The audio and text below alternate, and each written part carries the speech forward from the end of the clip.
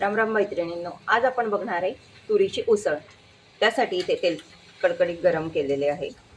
त्यामध्ये मोहरी, जिरे,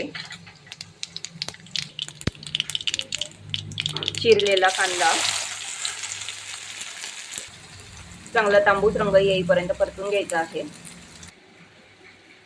मिक्सरमध्ये अद्रक, लसूण आणि लाल मिरचीची पेस्ट करून घेतलेली आहे। कढीपत्त्याचे 2 ते 3 पाने। कांदा आपला परतलेला आहे, त्यामध्ये अद्रक लसणाची पेस्ट घालू। पाव चमचा हळद, 1 चमचा तिखट, पाव चमचा गरम मसाला घालून व्यवस्थित परतवून घेऊ। यामध्ये शिजलेली तूर घालू आणि व्यवस्थित परतून घेऊ।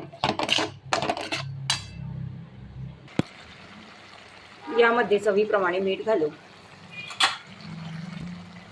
5 मिनिटे उसळ शिजू देऊ। त्यामध्ये चिरलेली कोथिंबीर घालू। 5 मिनिटे झालेली आहे, आपली तुरीची उसळ तयार झालेली आहे।